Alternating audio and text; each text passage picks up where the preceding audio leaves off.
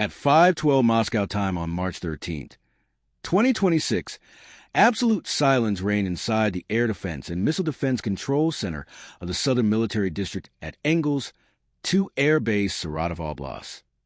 It was one of the deepest and most protected facilities in Russia, a strategic air base for two 160 and two 95 MS bombers, located 680 kilometers from the front line. Aircraft stationed here regularly launched strikes against Ukraine. The Nebo-M and Voronezh-M radar complexes were scanning the airspace out to 600 to 800 kilometers. S-400 Triumph systems were at full readiness, and 2 Panzer S-1 battalions covered the perimeter.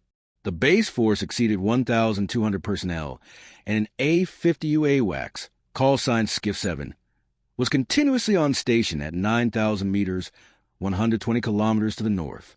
It was a normal early morning deep inside the rear. The moon was gone, the sky black, only faint runway lights and occasional navigation glints from two 160s inside their shelters. In the main control hall, operators under soft red, lighting drank coffee. Senior Lieutenant Alexei Morozov, duty radar operator on the Nebo-M, yawned and said quietly to his partner, "Everything's clean. Deep rear. After yesterday's border intercepts, silence. Not even birds." Base Commander Colonel Igor Vlasov stood by the large tactical screen, calmly signing the night report. Area of responsibility fully under control.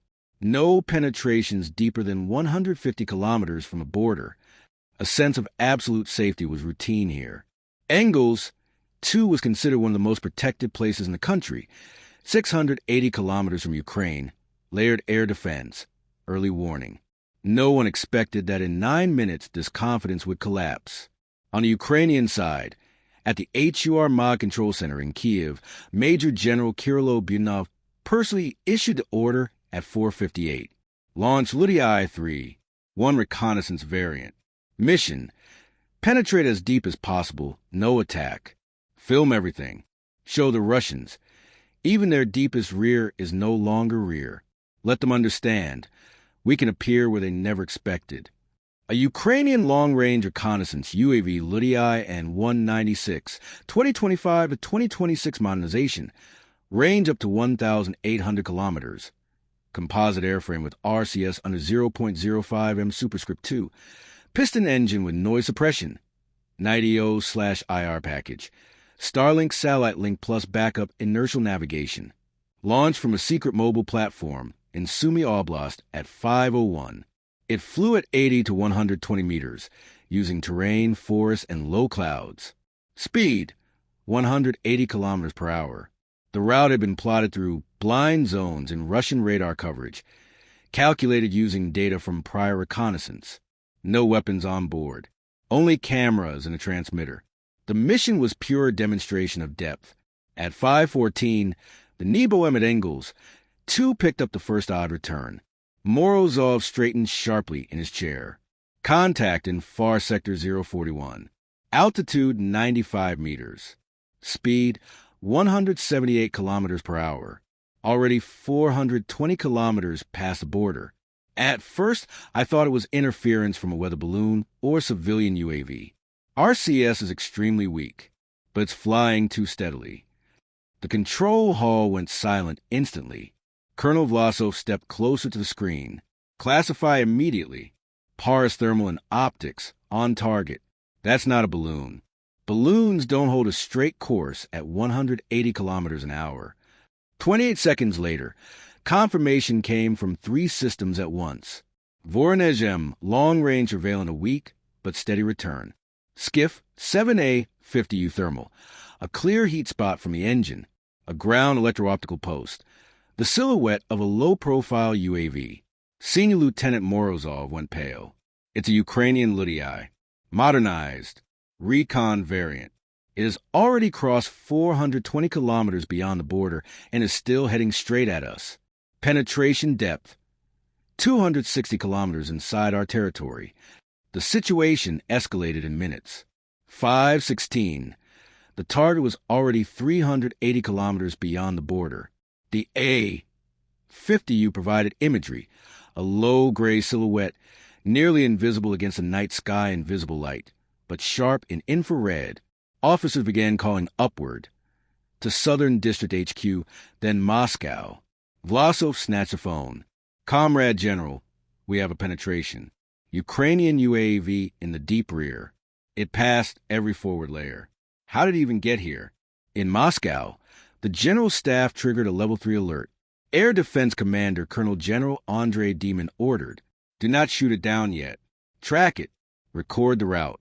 We have to understand the corridor. If we shoot now, it simply falls. We need to know how it covered 420 kilometers unseen." 5:19. Ludiai was now 310 kilometers past the border. It began a slight zigzag, classic low-altitude anti-air maneuvering, using ravines and forest belts under Kursk and Voronezh. Russian S-400s in Belgrade Oblast never saw it. It passed through a dead zone between sectors. An operator in the Engels control room said quietly, "It bypassed all our forward posts as if it knew exactly where our gaps are." Tension in the hall rose. Officers stood at the screens. Someone wiped sweat. Vlasov was reporting to Moscow every 60 seconds. Depth 340 kilometers. It's tracking into Saratov Oblast. If it continues, over Engels in 27 minutes. In Kiev, Budanov watched a live feed and calmly smoked. "Film everything. Let them see their bombers from 100 meters. Let them understand their deep rear is no longer rear." 5:23. The target was fully confirmed. Ludiai and 196 was now 270 kilometers past the border, deeper than had ever been recorded in this sector. Russian air defense teams frantically checked logs from previous hours. Not a single track, not a single mark on intermediate radars. It had crossed territory they believed fully sealed. One operator whispered, "This isn't luck. It flew a route where our radars are blind. It's already inside. We only saw it once it was already here." 5:27, the moment of realization. Ludiai entered the direct responsibility zone of Engels. 2.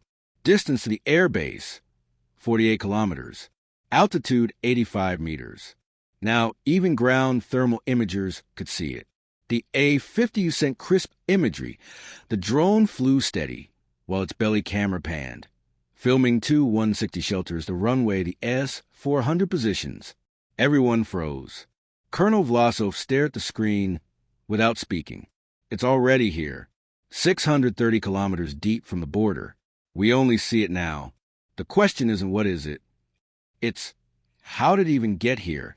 In Moscow, General Demon said quietly to the defense minister, "One Ukrainian reconnaissance drone penetrated 630 kilometers inland, without a shot, without detection along the route. This isn't just intrusion. It's a demonstration that our air defense has gaps even in the most protected sector."